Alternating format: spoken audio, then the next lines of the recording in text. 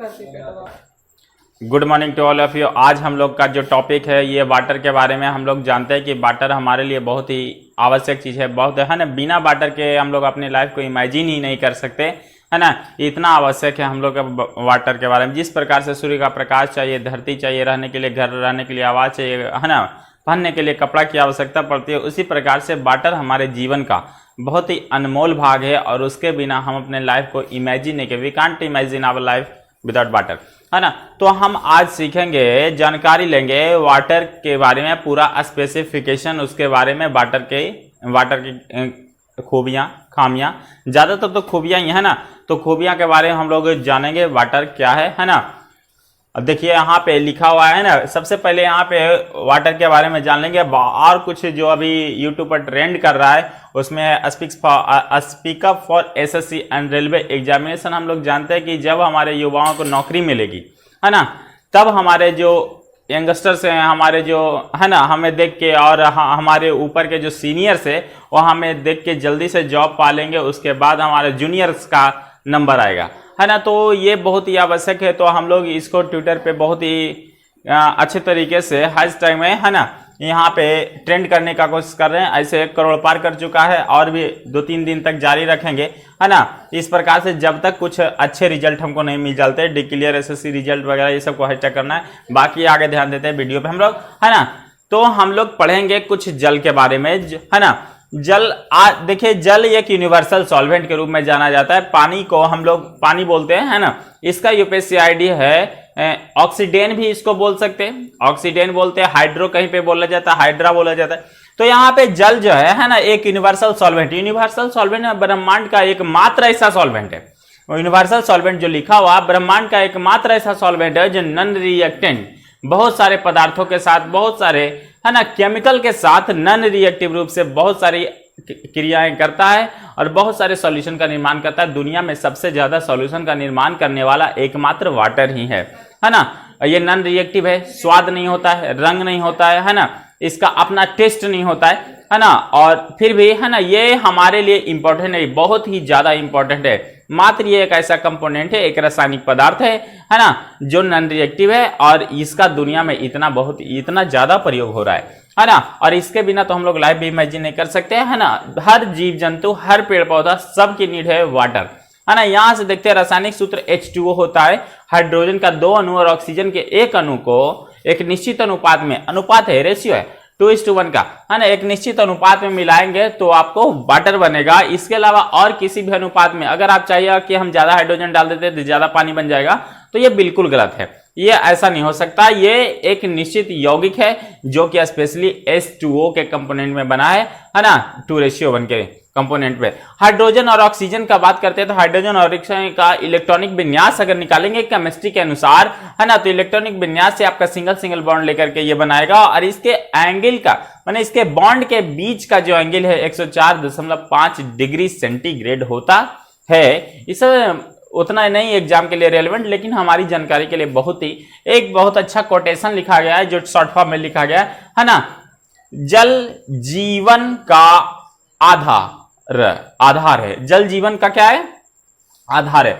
बिना जल के हम लोग अपनी लाइफ को इमेजिन नहीं कर सकते, इसलिए कहा जाता है जल जीवन का आधार है ना। तो इसलिए हम लोग घर घर तक बहुत सारी योजनाओं के द्वारा, नल जल योजना के द्वारा घर घर तक जल पहुंचाया जा रहा है, शुद्ध पीने का पानी पहुंचाया जा रहा है ना, पीने योग्य पानी पहुंचाया जा रहा है ना। तो पीने योग्य पानी माने और शुद्ध जल में क्या अंतर है? पीने योग्य माने वैसा वाटर जिसको हमें पीने से कोई लॉस किसी प्रकार की नहीं होगी, है ना। कुछ एक लेवल तक उसमें पोल्यूशन की मात्रा तो है, लेकिन अगर हम उस लेवल की पोल्यूशन मात्रा को पी भी जाते हैं तो उतना हमारे बॉडी को हानि नहीं पहुंचाएगा, है ना, क्योंकि हर जगह का पानी उतना प्यूरिफाई कर पाना संभव नहीं है। इंडिया में हर जगह आरओ लगाना संभव अभी नहीं है। इतनी बड़ी आबादी है, 137 करोड़ की आबादी है ना। तो इतनी आबादी में आरओ लगाना सब जगह संभव नहीं है ना। तो हम लोग उस वाटर को पीने योग्य पानी हम वहां पीते हैं, है ना।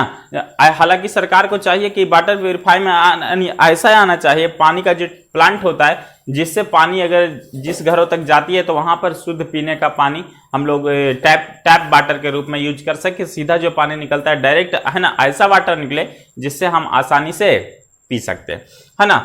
तो उसके बाद देखते हैं, हम कहने का मतलब मेरा केंटारो स्पेशली लगाना ना पड़े ऐसा, है ना। उसके बाद देखिए अवस्था, ये जो द्रव, ये ठोस में, द्रव में और गैस तीनों अवस्था में, ठोस के रूप में इसको बर्फ बोलते हैं, द्रव के रूप में वाटर बोलते हैं और गैस के रूप में इसको वेपर बोलते हैं, है ना। ये तीनों अवस्था में पाया जाता है। इसका घनत्व कुछ डेटा दिया है, घनत्व 997 केजी पर घन मीटर है। क्वथनांक माने उबालना, बॉइलिंग पॉइंट बोलते हैं इसको, ये है बीपी, इसको बोलते हैं बॉइलिंग पॉइंट, यानी कितना पर उबलना, वाटर कितना पर उबलना। अगर ये समतलीय भूमि पर है, समुद्र तल पे है, तो ये 100 डिग्री सेंटीग्रेड पर उबलना शुरू हो जाएगा, लेकिन एवरेस्ट की चोटी वगैरह पे जाएंगे तो पानी 68 डिग्री सेंटीग्रेड पर ही उबल जाता है। उसके बाद इसका मोलर मास है 18.01 ग्राम पर मोल, एक मोल का, एक मोल में 18.01 ग्राम है।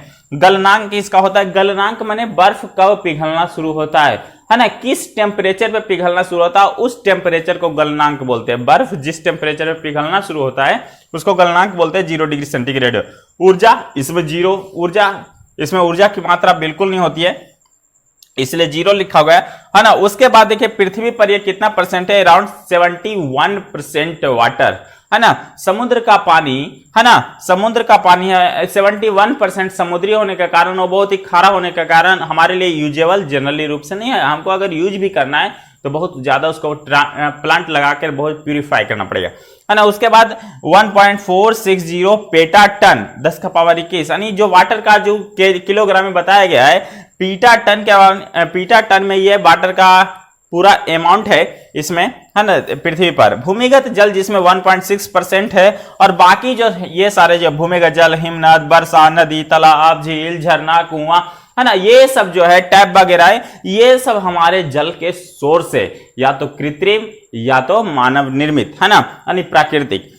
जल के स्रोत को हम संसाधन बोलते हैं। जल के स्रोत को जो हमने अपनी आवश्यकताओं के लिए बनाने की कोशिश की है, जल के स्रोत को हम लोग क्या बोलेंगे, संसाधन। संसाधन हमारी सुविधाओं के लिए होते हैं और हमारी सुविधाओं के लिए ही बनाए जाते हैं, जो हमें सुविधा प्रदान करती है। जैसे हम लोग यातायात संसाधन का बात लेते हैं, हमको एक जगह से दूसरा जगह जाने की सुविधा देती है, उसको यातायात संसाधन बोलते हैं। यहां पर हम लोग जल स्रोत का बात करते हैं, जिससे हमें जल प्राप्त होता है, उसको जल संसाधन कहा जाता है। जैसे प्राकृतिक संसाधन है, कुछ प्राकृतिक संसाधन है ना, जैसे वर्षा, जिससे जल मिलता है हमको, है ना। भूमिगत जल ये प्राकृतिक है, हम यानी हिमालय, ये सब जो है हमारा प्राकृतिक संसाधन है, जिससे हमारे पास वाटर आता है, और भी स्वीट वाटर, फ्रेश वाटर आता है। वाटर दो प्रकार का होता है ना, जिसमें हम बांट दिए हैं फ्रेश वाटर, है ना, जो पानी हम लोग पीते हैं जिसको स्वीट वाटर या फ्रेश वाटर बोलते हैं, और ये जो दूसरा वाटर है ना, जिसको बोलते हैं हम लोग नमकीन वाटर। क्या बोलते हैं, नमकीन वाटर, जिसको बोलते हैं समुद्री जल, है ना। तो ये सब हम लोग के पीने के लायक नहीं है ना, इतना ना ज्यादा खारा है कि हम लोग उसको पी नहीं पाते हैं, है ना, हमारी कैपेसिटी नहीं कि हम लोग उतना पी पाए, है ना, इतना ज्यादा, बहुत ज्यादा खारा है ना। उसके बाद देखते हैं ये है ना, जल जो है पारदर्शी होता है। इसका जो गुण है, जल क्या होता है, पारदर्शी, है ना।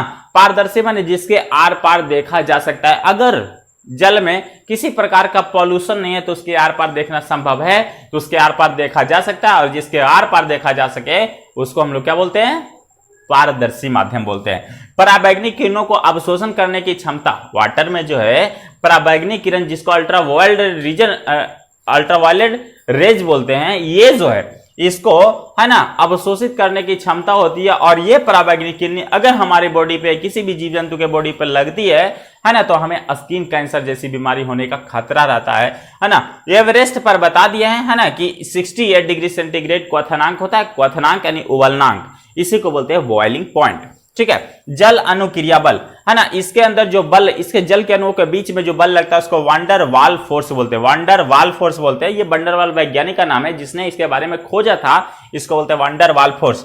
हाइड्रोफिलिक, जल को प्यार करने वाला जो भी व्यक्ति है ना, जो भी व्यक्ति जिसको जल अच्छा लगता है या जल को वो प्यार करता है, तो उसको हाइड्रोफिलिक बोला जाता है। और कुछ ऐसे होते हैं जो जल से जिनको डर लगता है, कुछ जंतु ऐसे होते हैं पानी में जाना डर लगता है, उसको पानी में जाने से डर लगता है ना, कुछ पानी पानी में रहना पसंद करते हैं, है ना, तो कुछ पानी में नहीं रहना पसंद करते हैं, है ना। तो ऐसे जंतु को, जैसे कुत्ता हो गया, है ना, या कुत्ता हो गया, गाय हो गई और ये बैल वगैरह हो गया, ये सब पानी में जाना पसंद नहीं करते हैं क्योंकि इनमें रेबीज की मात्रा होती है। और रेबीज जिसमें होता है उसको बोलते हैं हाइड्रोफोबिया। हाइड्रो माने जल, अब फोबिया माने डर, जिसको पानी का भय हो। कुत्ता काटने से रेबीज होता है ना, तो उस बीमारी को बोलते हैं हाइड्रोफोबिया, ठीक है। यानी जल से डरने वाला को बोलते हैं हाइड्रोफोबिया।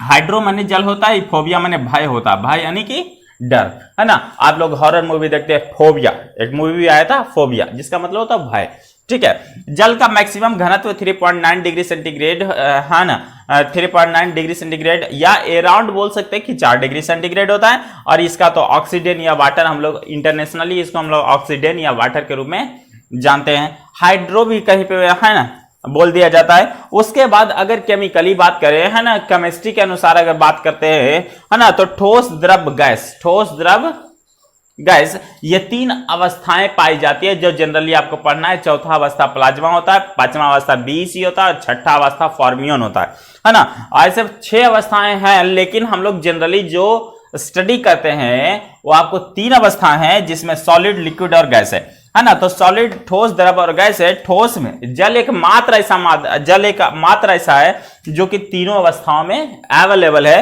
ना। ठोस में ये बर्फ के रूप में, द्रव में ये जल के रूप में और गैस में ये वाष्प के रूप में अवेलेबल रहता है ना। ठोस को जब गर्म किया जाता है तो ये पिघलना प्रारंभ होता है। बताया था अभी 0 डिग्री सेंटीग्रेड पर पिघलना शुरू हो जाएगा, है ना। जब इसको गर्म किया जाता है तो ये पिघलेगा, जब पिघलेगा तो द्रव बनेगा, जब इसको और गर्म करेंगे तो यह वाष्प बनेगा, जब ये और गर्म करेंगे तो ये गर्म होने के बाद वेपर के रूप में चावल वगैरह कभी पकाते हैं, या फिर देखते हैं पानी को गर्म करते हैं, या केतली में, चाय बनाने वाला केतली में कभी पानी को गर्म करते देखते हैं वाष्प निकलता है, भाप के रूप में ऊपर कुछ उड़ता है ना, उसको बोलते हैं भाप लेना। जैसे अभी कोरोना वायरस है ना, तो कहता है भाप लीजिए, है ना, गर्म पानी का भाप लीजिए, तो ये वेपर लेते हैं। द्रव को जैसे ही पानी को गर्म करते हैं, गर्म करने पर, है ना, जैसे 100 डिग्री सेंटीग्रेड होने वाला होता है ना, उसके पहले एटीएम का जो प्रेशर होता है, जो उसके प्रेशर से जैसे ही पानी का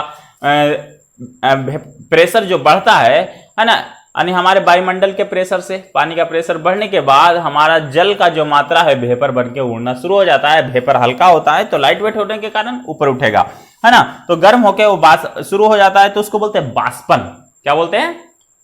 बाष्पन, है ना। वेपराइजेशन बोलते हैं, उस क्रिया को बाष्पीकरण भी बोलते हैं, ठीक है। उसके बाद गैस में बदलने के बाद वो वापस कैसे आता है? तो गैस में बदलने के बाद जो वो बादल क्लाउड बन जाता है, तो उसको फिर से जैसे ही हम लोग ठंडा करेंगे, और ठंडा करने के बाद वो फिर से, है ना, बूंद में बदलना शुरू हो जाएगा।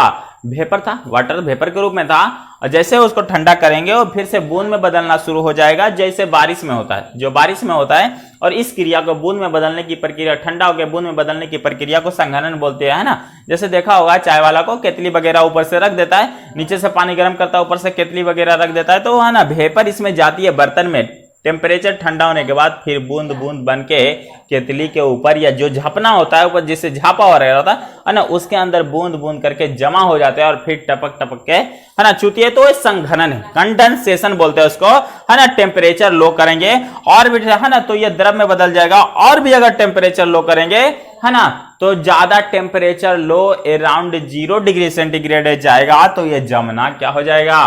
प्रारंभ हो जाएगा, और जम के फिर से ये सॉलिड पदार्थ में कन्वर्ट हो जाएगा। तो है ना, कह सकते हैं, है ना, तो और जिस टेम्परेचर पे जमना शुरू होगा उसको जमनांक बोलते हैं। तो ये वेरिएबल है, कहने का मतलब गर्म करने पर अपनी अवस्थाओं को चेंज कर सकता है और ठंडे करने पर अपनी अवस्थाओं को चेंज कर सकता है ना। उसके बाद देखते हैं, है ना, थोड़ा सा यहाँ पे है वाटर कंजर्वेशन है। वाटर को बचाना हमारे लिए बहुत जरूरी है। वाटर अगर हमारे भविष्य में यूज करना है, क्योंकि फ्रेश वाटर की मात्रा बहुत ही कम है हमारे धरती पर, अराउंड 1% है टोटल वाटर का। तो 1% है जो बहुत ही मात्रा में कम है, लेकिन फिर भी उसका 70% जो हिस्सा है हम लोग कृषि एग्रीकल्चर क्षेत्र में यूज कर लेते हैं, खास करके इंडिया में। भारत में तो और 70% हिस्सा जो फ्रेश वाटर का है हम लोग एग्रीकल्चर में यूज करते हैं। बहुत ही ज्यादा पानी उसमें, और भी बहुत सारी जो कमर्शियलाइज शहर है, सिटी हैं और स्टेट हैं, वहां पर बहुत सारी कंपनियां हैं, तो वहां पे कंज्यूम होती है और वहां से जो वाटर होती है बिना फिल्टर किए हुए नदियों में छोड़ दिया जाता है, जिसके कारण फॉग वगैरह का निर्माण हो जाता है और नदियां भी पॉल्यूशन हो जाती है।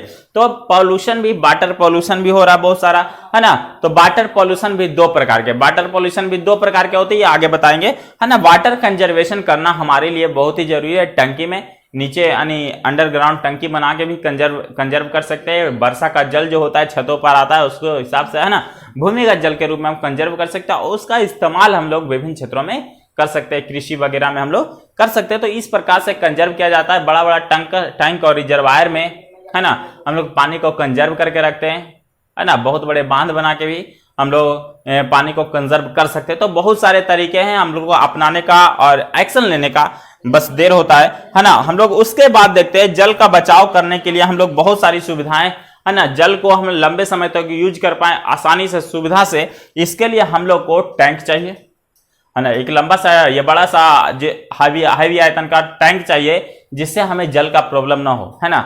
जल देखिए घर घर तक पहुंचाने के लिए नल जल योजना चलाया जा रहा है ना, चलाया जा रहा है कि नल जल योजना के द्वारा लोगों तक, है ना, ऐसे तो बोलती है सरकार के आंकड़े कि 1 लाख पर डे व्यक्ति तक, है ना, जो है नल जल योजना के तहत पानी पहुंचाया जा रहा है, 1 लाख पर डे, है ना। तो भूमिगत जल के रूप में, है ना, खैर उधर हम लोग अभी योजना में नहीं जाएंगे, लेकिन ये सब योजनाएं हैं जो हमारे भारत में भी चल रही है और लगभग सभी जगह, है ना। पानी तो जल प्रदूषण की, है ना, जल प्रदूषण, यानी जल में कंसंट्रेशन या प्रदूषण की मात्रा का बढ़ना या घटना। अगर प्रदूषण की मात्रा बढ़ जाती है, जल में अवांछनीय पदार्थ की मात्रा बढ़ जाती है, जल गंदा हो जाता है ना। इसी को हम लोग बोलते हैं जल प्रदूषण के नाम से जानते हैं, वाटर पॉल्यूशन के नाम से जानते हैं। दो प्रकार के होते हैं, यहां पे देखिए, पॉजिटिव जल प्रदूषण एंड निगेटिव जल प्रदूषण। पॉजिटिव जल प्रदूषण माने अगर पानी की मात्रा में, जैसे पॉलीथीन हो गया, कुछ गार्बेज वगैरह ला के डाल देते हैं, है ना, नदी का, तालाब का मात्रा बढ़ जाता है, उसका लेवल हाई हो जाता है ना। लेकिन जल के क्वालिटी में कोई भी हरासमेंट नहीं आता है, कोई भी केमिकल चेंज नहीं होता है, कोई भी क्वालिटी परिवर्तन नहीं होता है, सिर्फ गंदा हो जाता है, उसको बोलते हैं धनात्मक पॉल्यूशन, धनात्मक वाटर पॉल्यूशन।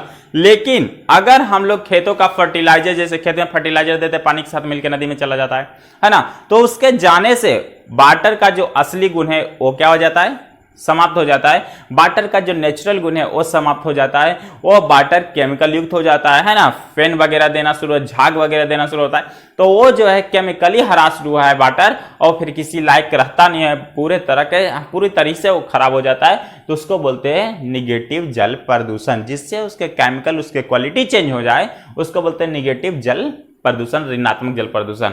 उसके बाद देखिए बहुत सारी जल परियोजनाएं चलाई गई हमारे देश में, है ना, और बहुत सारे विश्व में, है ना। टेम्स नदी को भी साफ कर दिया गया, पहले बहुत सारा उसमें टेम्स नदी जो लंदन का है ना। और यहाँ में गंगा नदी के लिए एक बहुत बड़ी परियोजना चलाई जा रही है, जिसको नमामि गंगे के नाम से हम लोग जानते थे, है ना। नमामि गंगे, है ना, गंगा नदी को साफ करने की एक परियोजना थी, है ना। तो, है ना, जल से हम लोग बचाने के लिए कुछ प्रयास कर रहे हैं, सरकार भी कुछ मेहनत कर रही है और ये अच्छा लगा, है ना। उसके बाद देखिए जल संकट, है ना, बहुत सारे क्षेत्रों में सूखा का क्षेत्र है, बहुत सारे एरिया ऐसे जहां पे बारिश की मात्रा कम होती है, बारिश बहुत ही कम, 20 सेंटीमीटर से भी कम वर्षा होती है।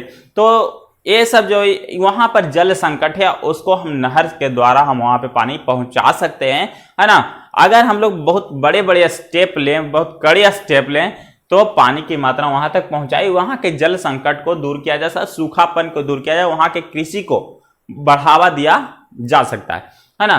तो उसके बाद देखिए जल चक्र क्या है। जल चक्र का मतलब total cyclic reforms, total cyclic, एक साइकिल जो पूरा करता है, यानी जल जो है ना, जल चक्र, है ना। तो जल चक्र की बात करते हैं, पूरा जो चक्र पूरा करता है, वाटर साइकिल इसको बोलते हैं ना, पूरा जो जल चक्र पूरा करता है। यहाँ पे देखिए जल चक्र का फिगर दिया गया है डाउन, हाँ यहाँ पे देखिए, है ना, ये नदी है, नदी का जो पानी है, गर्मी के कारण सूर्य की रोशनी जब इस पे पड़ेगी, सूर्य का रोशनी, बाय द वे ये सन है ना, सूर्य की रोशनी, सनलाइट इस पे पड़ेगी, तो गर्मी के कारण क्या होगा, तो गर्मी के कारण ये वेपराइज होगा, वेपराइज होके ये लाइट वेट हो जाएगा, लाइट वेट होने के कारण ये जल क्या होगा, जल के जो वेपर है उठना शुरू हो जाएगा, और ये फिर धीरे धीरे क्लाउड के पास चली जाएगी और क्लाउड ये बन के निर्माण हो जाएगा। और क्लाउड को जब भी टेम्परेचर लो होगा, है ना, या किसी दूसरे क्लाउड से टकराएगी तो अचानक टकराने के कारण वहां पे बारिश होना शुरू होता है, जिसको बोलते हैं बादल का फटना। दो मानसून जब टकराती है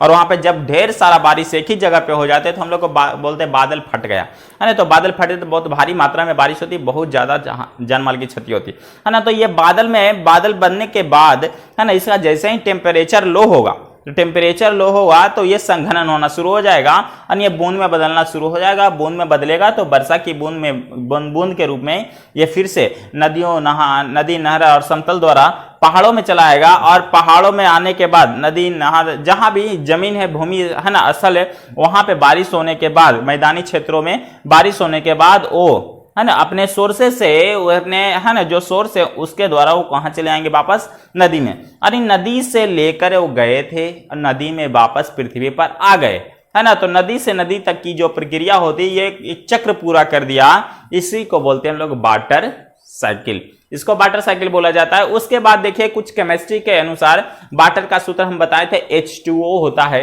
ना। तो H2O के अनुसार यहां पर देखिए डुप्लेट पूरा किया है। हाइड्रोजन के बाहरी कक्षा में 1 इलेक्ट्रॉन होते हैं, ऑक्सीजन के बाहरी कक्षा में 6 इलेक्ट्रॉन होते हैं और हाइड्रोजन के बाहरी कक्षा में 1 इलेक्ट्रॉन होते हैं। हाइड्रोजन को आबंध बनाने के लिए, यहाँ पे स्टेबल होने के लिए, है ना, यहाँ 2 डाइऑक्टेट पूरा करना है ना, जिसको बोलते हैं 2 आबंध, यानी 2 परमाणुओं को मिला करके, है ना, स्टेबल होना है। तो एक परमाणु लेकर के, यहां भी एक परमाणु लेकर के यहाँ पे डुप्लेट पूरा किया है। डुप्लेट पूरा करने के बाद ऑक्सीजन के पास 6 ऑलरेडी है, तो एक दिया था इसको, दोनों से एक लेके 8 पूरा कर दिया, ऑक्टेट पूरा किया, स्टेबल हो गया।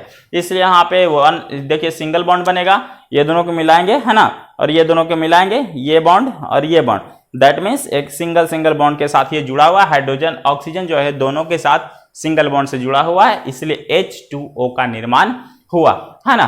तो बाकी जो है ना, इसके बाद आगे अगर और भी अच्छी वीडियो देखना चाहते हैं और भी जानकारियां, गहन जानकारी लेना चाहते हैं, तो आप इस वीडियो को जरूर से, इस चैनल को जरूर से लाइक, सब्सक्राइब और शेयर कर लीजिए, है ना। तो ये आपके लिए ज्यादा बेनिफिशियल रहेगा। और हिट द बेल आइकन, है ना। बाकी के लिए थैंक यू।